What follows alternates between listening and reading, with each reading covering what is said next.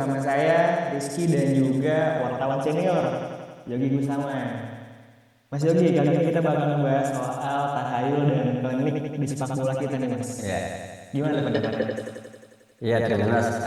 Tema ini diangkat dari Jakarta.com eh, karena dunia timur itu gak lepas dari klinik. Bukan saja dunia timur ya, Di luar juga banyak. di luar juga banyak. Apa juga ada. Kalau kita ngomongin klinik dalam sepak bola kan banyak juga. Kemarin waktu Prancis menang 998, gimana Laurent Blanc punya kebiasaan yang mungkin buat dia dianggap sebagai keberuntungan, yaitu sebelum bertanding mencium kepala kiper Fabien Barthez gitu. Kemudian dia ikut seluruh tim. Itu orang untuk melihat itu ada yang mengatakan klinik, ada yang sebagai keberuntungan.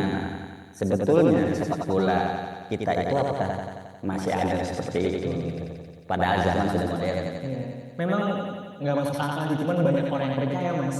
Tapi kita udah tersambung juga nih sama yang ahlinya nih. Nah, kita akan Sapa aja ya. sapa langsung dengan Ustadz Tamami. Ustadz Tanami. Assalamualaikum Ustadz. Waalaikumsalam warahmatullahi wabarakatuh, Bang Rizky dan Bang Yogi. Siap. Nah, tadi kita sempat ngobrol nih sama Bang Yogi soal sekilas tentang klinik dan tahayul di sepak bola nih Ustadz. Ya, Sekarang kan Ustadz masih di ini ya, Persija. insya Allah di Persija TV betul betul. Ya, Persija TV. Mungkin Ustadz bisa jelasin dulu nih, kasih kita intro. Ini Ya, Ustadz Tanami ini siapa sebetulnya? Biar Tribuners tahu gitu loh. ya, ya. Baik, assalamualaikum warahmatullahi wabarakatuh. Terima kasih Abang Yogi dan Bang Rizky atas kesempatannya. Ya, izin Allah, saya tahu diundang sama Tribuners nih untuk memberikan satu pelajaran lah. Karena memang izin Allah di beberapa tahun belakangan ini saya fokus ke dunia sepak bola juga selain di dunia dakwah. Terlebih izin Allah sudah hampir 3 tahun saya berkecimpung terutama di Persija Jakarta untuk ya hal-hal yang seperti pesantren Ramadan, terus juga tausiah-tausiah ketika Ramadan, serta hampir beberapa musim saya alhamdulillah ikut ikut peserta dalam panitia pelaksana begitu kira-kira diamanahi seperti itu. Nah, Ustadz, bicara soal tahayul dan klinik nih. Di sepak bola Eropa kan tadi sempat kita singgung itu ada. Ya, Apa tuh? siap. Tadi di tahun 98 ya Mas ya. Piala Dunia. Yes. Sebenarnya ada ya sih di sepak bola kita ini? Khususnya di liga ya, di liga kita. Kalau di Tarka mungkin Liga 1 kalau di liga itu Satu hal kuat yang ya, kuat. ada kali. jadi obrolan sambil nonton gitu. Itu biasanya kalau ditangkap sambil makan kikil juga sama mie itu enak tuh. Baik, untuk di sepak bola kita memang alhamdulillah izin Allah saat ini ada perubahan secara kultur. Dalam artian sesuatu yang tadinya terjadi ya perlahan-lahan mulai terkikis gitu. Dalam artian ada segi positif yang sudah berangsur-angsur membaik. Salah satunya di dunia sepak bola kita ini banyak nih sekarang tim-tim yang memang sebelum bertanding dia pakai cara-cara yang memang agama kita ajarkan, Islam terutama gitu. Misalkan kayak santunan anak yatim, kadang doa bersama, bahkan ada yang pengajian bersama gitu Bang. Bahkan sebelum musim bergulir itu biasanya ada yang sholawatan macam-macam gitu Bang. Nah, untuk masalah klinik di sepak bola Indonesia sih saya rasa udah nggak ada gitu Bang, insya Allah. Udah nggak ada ya Ustadz ya berarti ya? Insya Allah udah nggak ada lah, Bismillah. Artinya sekarang posisi apa namanya pengisi spiritualitas teman-teman pemain sebelum tanding sumbangsi besarnya dipompa juga selain pelatih oleh seperti antum Ustadz Tanami gini Ustadz. Ya memang alhamdulillah saya pribadi izin Allah pengalaman dimulai dari 2018 kalau nggak salah waktu Persija juara itu alhamdulillah. Jadi ketika itu Pak Gede Widiante sebagai presiden klub itu, memang beliau selalu memberikan arahan untuk memulai sebelum pertandingan itu biasanya dengan doa-doa. Misalkan di locker room itu kayak sholat berjamaah, terus doa bareng-bareng. Nah, meskipun biasanya kan satu tim itu kan tidak semua muslim kan Bang, pasti ada yang non-muslimnya. Yang non-muslimnya pun mereka berdoa dengan kepercayaan mereka masing-masing, dan itu yang membuat keadaan locker room dan sepak bola Indonesia itu indah gitu Bang. Menarik nih, Ustadz Tamami, klub Liga 1 kita itu kan bukan hanya orang Indonesia, tapi juga ada orang luar. Asing ya. Nah, pemandangan seperti yang Ustadz Tamami tadi jelaskan, ceritakan di locker room, ada doa segala macam pulang bersama. Apa yang di kepala pemain-pemain asing, khususnya yang pertama kali bermain di Indonesia gitu. Melihat hal itu gimana respon mereka? Ya mungkin beberapa statement dari pemain asing kan, terutama mereka-mereka yang dari Eropa. Itu kan mereka tahulah di Indonesia itu kan hampir 85-90% kan Muslim gitu Ustaz ya. Mereka tahu mayoritas di Indonesia itu agamanya Islam. Bahkan dari mereka pun merasa merasa bangga, bahkan merasa nggak heran gitu kan. Oh ternyata di Indonesia itu kultur sepak bolanya seperti ini. Mereka itu doa khusus sebelum pertandingan, karena memang antara sepak bola, antara pertandingan tidak bisa dilepaskan dari sang penciptanya gitu Bang. Makanya banyak juga pemain-pemain biasanya kan kalau kita lihat tuh pada pakai headset, ya kan? Itu mereka kadang ada yang dengerin ngaji, bahkan sebelum pakai sepatu, sebelum pemanasan mereka ya banyaklah baca selembar dua lembar gitu Pak. Dan menurut saya pemain-pemain asing pun banyak mengeluarkan statement justru terkagum gitu. Ternyata hubungan antara Tuhan dengan pemain sepak bola itu nggak jauh gitu Pak. Jadi nilai-nilai religi di sepak bola pun ada gitu. Jadi beralih ya Ustadz ya, yang tadinya mungkin stigma masyarakat terkait klinik sekarang udah berubah. Jadi pemainnya Alhamdulillah, ikut itu dia. religius gitu ya. Yang memang dibangun sih sudah hampir 4 tahun belakangan inilah. Kalau setahu saya kalau di Persija sendiri dimulai dari 2017, 2018, bahkan dari sebelum-sebelum itu pun sudah banyak kegiatan-kegiatan agamis gitu Bang, yang melibatkan supporter, yang melibatkan pemain-pemain sepak bola. Terutama saya pribadi pun sering menyaksikan di kawan-kawan Jackmania gitu Bang. Wah, Jackmania itu dari tahun berapa?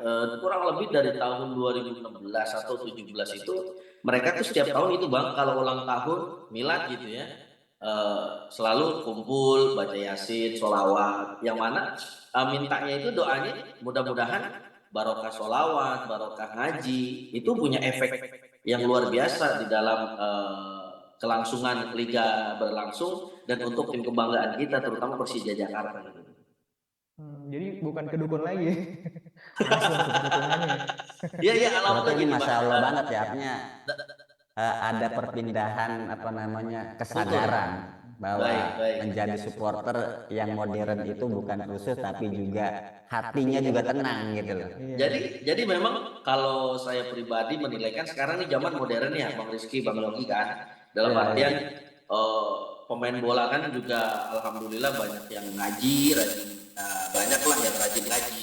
Nah mereka kan akhirnya terbangun tuh mindset dalam artian ketika kita bermain sepak bola Indonesia kan keras Bang, termasuk yang abang-abang tahu sendiri lah gimana caranya dengan mereka berprofesi sebagai pemain sepak bola yang rentan cedera, rentan sakit, ya otomatis kan mereka pun sadar, oh ternyata sebaik-baiknya pelindung adalah siapa? Allah misalkan bagi yang Islam, terus bagi yang non-Muslim misalkan Tuhannya mereka masing-masing gitu Pak. Bahkan kalau untuk kebiasaan supporter sendiri, alhamdulillah izin Allah, alhamdulillah saya beberapa puluh kali lah dalam satu musim itu ke stadion, pastilah ada yang di stadion itu. Yaitu menyaksikan perubahan misalkan nyanyian rasis itu udah alhamdulillah Bang hilang, terus juga eh, kata-kata caci maki, hujatan kepada lawan kita itu sudah mulai berangsur-angsur hilang gitu Bang, alhamdulillah. Jadi banyak poin-poin yang udah menuju hal yang baik lagi ya Pak Ustadz ya. Alhamdulillah itu dia Bang. Nah, sepengalaman Pak Ustadz, selama di Persija gitu. Ada gak salah satu pemain Persija nih yang muslim itu religius banget gitu di antara teman-teman Wow, yang lainnya? siap.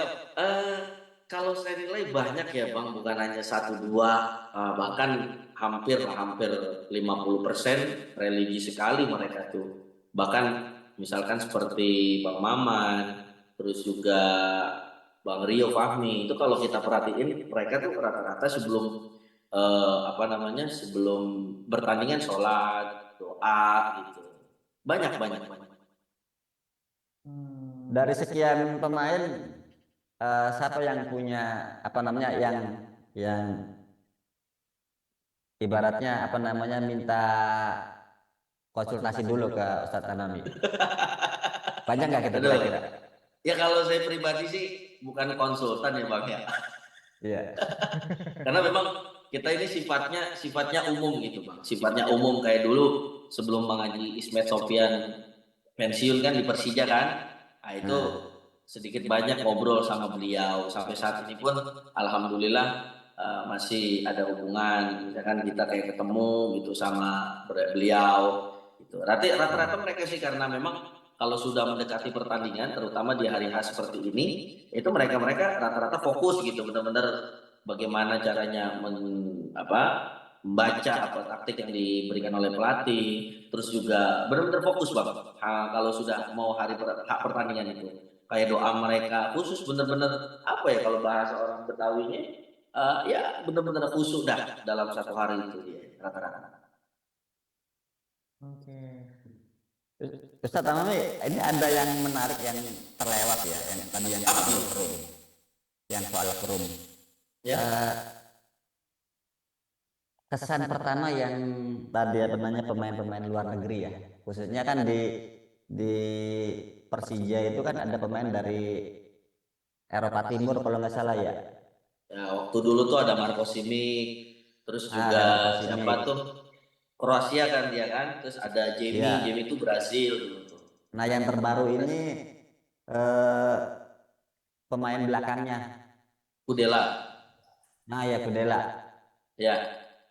Eh, ada apa yang kesan yang teman-teman seperti Kudela dan pemain asing lainnya? Ya, saya kira sama Bang, seperti pemain-pemain asing lainnya yang berkiprah di sepak bola Indonesia, pasti ada kekaguman dan keistimewaan lah yang mereka nilai untuk negara kita, terutama liga kita Indonesia ini. Ternyata ya pemain-pemain kita itu dari segi religinya luar biasa gitu kan. Ya seperti yang saya bilang tadi, hubungan antara dia dengan Tuhan itu nggak terlalu jauh gitu. Bahkan tidak terlewatkan karena mereka tahu tidak ada yang bisa memberikan kekuatan, tidak ada yang bisa memberikan keselamatan kecuali Tuhannya gitu. Kan sekarang ini kan puasa ya, Iya, betul. masanya puasa. Itu pernah nggak misalkan dalam satu waktu atau dalam satu momen gitu, Kudela mengingatkan temannya, lu nggak puasa gitu loh, atau gimana gitu loh, atau Karena memang sharing misalkan, oh lu kuat ya padahal lu puasa gitu loh. ya, karena memang teman-teman itu biasanya nanya tuh Bang, kayak kemarin saya di Persija itu, Persija TV Nah, itu bilang ada yang tanya, bagaimana Ustadz hukumnya kami puasa, tapi kami tetap latihan, terus kami membatalkan puasa kami begitu kan? Rata-rata tuh mereka tanya seperti itu. Ah, saya bilang, ketika misalkan kita dalam keadaan away, misalkan besok nih Persija main ke Persebaya, Surabaya. Nah, status kita kan musafir tuh Bang. Karena kan memang di dalam Al-Quran yang boleh membatalkan ataupun tidak berpuasa itu kan orang yang sedang sakit dan dalam safar ya Bang, kalau tidak salah dalam Al-Quran itu. Nah, jadi mereka saya bilang, ya nggak apa-apa Bang, tapi jangan lupa setelah pertandingan ataupun setelah nanti bulan suci Ramadan berlalu, kita utangnya berapa diganti. Nah, itu pun menarik bagi mereka dalam artian justru tahun ini kalau tidak salah ya tahun ini tuh pola latihan mereka dirubah Bang. Kan biasanya sore itu pada asar. Nah, sekarang pola latihannya dirubah. Habis buka puasa baru latihan. Nah, ini ada sisi positif yang dibawa oleh pelatih kita yaitu Thomas Doll, ya, Jerman, beliau kan Jerman kan. Iya. Ini Masya Allah beliau tuh paham apa yang memang sudah menjadi tradisi dan kewajiban yang ada di Indonesia. Makanya tahun ini tuh pemain-pemain Persija nggak ada alasan buat nggak puasa karena memang latihannya ba'da sholat Oh, maghrib gitu bang. oh kita baru tahu nih kalau teman-teman apa pemain Persija ini puasa semua dan karena Iya, latihannya setelah buka setelah puasa buka tadi ya. puasa. Bahkan Tapi berarti kalau buka gitu buka puasa cuma minum doang, apa gimana? ya, oh Kurma udah kali ya. pasti ada gizi yang mereka masuk bang. Ya misalkan nggak Hmm. minum aja, pasti kan ada kurma, ada ya itulah urusan Lontong, dokter lontong dah makan yang Pak Ustadz. Lontong, gorengan gitu. Bala-bala gitu. lontongnya tiga, lontongnya tiga, bakwannya lima. Sambil Kita banget semangkok. ya, Kayak perut kita dong. banget itu ya. Ada enggak? Tapi ini Tentu saja porsi ada. latihannya kayak gimana Ustaz? Apa namanya Mungkin untuk pemain Persija? Tadi kan katanya Thomas Doll menerapkan Latihan setelah latihan buka setelah puasa. berbuka puasa. Kita kan ya nggak baik. pernah bisa, biasanya kan kalau orang puasa nih ya, eh, seharian misalkan sudah menahan haus dan lapar gitu Ya, kan, giliran siap. buka apa yang di meja disikat semua. Tapi kan tentu beda dengan pemain pemain sepak bola gitu. Dia Profesional, porsi makannya profesional. sudah tahu. Baik. Nah, itu Pasti mereka kan yang jadi pertanyaan, bukannya apa biar ketika latihannya juga tetap perform gitu loh. Hmm. mungkin setahu kami gitu ya, yang kalau kami lihat di video-video itu, bahkan di beberapa kesempatan paling kurma diminum Ustadz sama mereka. Tentu saja yang bukanya ini udah diatur sedetail mungkin sama dokter tim, karena memang Masya Allah ya, dalam artian Persija ini termasuk tim yang sangat Bang, ketat dalam makanan minuman itu nggak sembarangan. Kayak kemarin tahun lalu itu misalkan saya pribadi merasakan itu ketika pesantren Persija itu anak-anak akademi, Masya Allah makannya nggak boleh sembarangan. Karena itu kan mempengaruhi nanti ke berat badan ya kan, terus juga mempengaruhi kepada performa mereka. Ya itulah yang dijaga oleh dokter tim. Nah justru kalau menurut saya lihat pemain-pemain ini nggak terganggu dengan adanya puasa Ustaz. Bang itu. Jadi mereka merasa tidak terganggu dengan adanya puasa. Justru happy latihannya malam. Hikmahnya tuh ada bang. Kan biasa kita latihan di sawangan tuh. Ya, Iya iya. seperti luar puasa. Nah sekarang puasa tuh latihannya di JIS, di lapangan luar JIS. Oh, oke. Ya hikmahnya banyak. Jadi latihannya di lapangan JIS. Karena kan di JIS itu kan ada lampunya. Sedangkan di di sawangan kan belum ada lampu untuk menerangi standar daripada latihan mereka gitu lah. Nah, Ustadz berbicara soal pemain asing di Persija, pernah nggak Pak Ustadz kayak ngobrol sama mereka terkait klinik ini gitu? Dan mereka Belum sih, mungkin tahu juga gitu. belum. Kebetulan izin Allah belum sempat. Tapi mungkin kita tahu ya kalau intrik-intrik begitu kan mungkin di luar negeri pun ada ya. Nah, tapi Hmm. dengan mereka melihat karakter orang Indonesia tuh yang ya sholatnya dijaga, ibadahnya dijaga, puasanya dijaga, mungkin pikiran positif tingginya dia itu ada sih, cuma nggak terlalu banyak, ataupun syukur-syukur mereka mikirnya kayaknya nggak ada orang saking religiusnya kan. Karena kalau sudah hubungan baik kepada Tuhannya dijaga, pasti kan efeknya luar biasa mungkin gitu bang. Ya, alhamdulillah toleransi mereka juga tinggi ya Ustadz ya. Tinggi sekali, tinggi sekali, Hmm. tinggi sekali. Nah, ini berikutnya Ustaz. Ini kan kita harus berduka ya, apa namanya, karena Indonesia dicoret sebagai tuan rumah Piala Waduh, Dunia U20 Di gitu. Bali. Kita kan tahu Persija ya. juga menyumbang banyak pemain mudanya di Piala Dunia U20. Betul, betul. Secara moral pastilah runtuh gitu. Bukan hanya pemain Persija tapi seluruh sekuad Seluruh, Bang. penggawa U20 gitu. Iya, Mereka betul. sudah mempersiapkan berbulan-bulan gitu loh, jauh dari Betul, keluarga, betul. jauh dari klub. Bertahun-tahun bahkan. Bertahun-tahun, 3 tahun kalau nggak salah sampai Iya, Sintayong mengurung diri ketika tahu FIFA mengumumkan pencabutan tuan rumah. iya, Nah, betul, betul, betul. secara moral kan nggak mungkin dia harus berkepanjangan, tapi juga harus move on cepat gitu. Iya, Apa peran seperti Ustadz Hamami di Persija melihat kondisi seperti ini gitu? ya mungkin harapan yang pertama sih Bang ya. Harapan pertama ini adalah hikmah yang luar biasa untuk sepak bola kita. Ya kita kalau dibilang sedih ya sedih kan. Karena memang anak-anak muda bangsa kita punya cita-cita untuk tampil di kancah internasional. Di luar daripada pro kontra kejadian ini pasti ada hikmahnya. Makasih titip ya Bang sebentar saya titip pesan. Ya meskipun kita gagal jadi tuan rumah Piala Dunia U20, cukuplah kesedihan kita jangan berlarut-larut. Biasanya apalagi sampai menyalahkan si ini, si itu, si ini, si itu. Enggak, ya saya titip sih jangan saling menyalahkan apalagi sesama anak bangsa.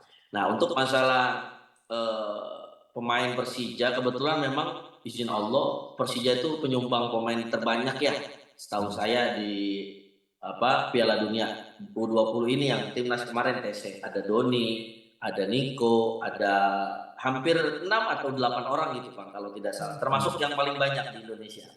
Nah, alhamdulillahnya mereka ini rata-rata yang dipanggil itu Bang, mereka yang punya jam menit bermain di Liga 1. Makanya kan Sintayong dalam satu statementnya mengatakan bahwasannya Persija ini termasuk tim yang memberikan jatah waktu paling banyak kepada pemain muda. Akhirnya mereka berkembang di tim. Nah, menurut saya meskipun mereka sedih lah, otomatis ya pasti sedih dengan ketika ikutan mereka di Piala Dunia U20 ini. Tapi saya rasa mereka kan di timnya itu punya jam terbang. Jadi bisa jadi kesedihannya itu bisa tergantikan dengan rutin main di tim itu, Bang. Nah, yang kasihan kan yang misalkan di tim nggak dapat jam terbang ataupun nggak dapat jam bermain, akhirnya mereka hanya di bangku cadangan, nanti berpengaruhnya kepada mental. Makanya tugas kita, bukan hanya saya sih, tugas kita semua para pecinta sepak bola Indonesia, itu sama-sama kita dukung misalkan lewat komen-komen yang positif, lewat kegiatan-kegiatan yang memang bisa membangun mental mereka gitu. Karena otomatis secara psikis dan mental pasti terganggu. Bayangin mereka tuh sudah latihan, sudah TC itu bertahun-tahun. Waktu itu kalau tidak salah ke Turki, ke Spanyol ya kalau nggak salah. Pernah ke Spanyol juga kemana gitu, ke luar negeri yang memang persiapannya sudah hampir 80% ya, gitu Bang. Iya, ibaratnya itu mimpi besar mereka, terus tiba-tiba ditutup aja gitu. Sangat Bang, sangat Bang. Makanya eh, siapapun yang bersalah sih pada kesempatan Piala Dunia U20 mudah-mudahan kita semua bisa ngambil hikmah pelajarannya. Ya, saya sih sempat waktu ditanya di salah satu media itu kalau sikap kita gimana? Ya kalau menurut kita karena ini memang sifatnya sepak bola, seumpama belum terjadi ini mah ngomong-ngomong seumpama belum terjadi gitu ya. Ya udah. Misalkan kita kan venue-nya itu ada 6. Kalau tidak salah kan Bandung, Palembang, ya kan Jakarta, Bali. Kalau tidak salah kan yang dipakai untuk venue Piala Dunia itu. Hemat saya, ketika misalkan Israel itu datang ke Indonesia, kita kasih sewa aja, sewa gitu Bang. Bikin mereka nggak betah.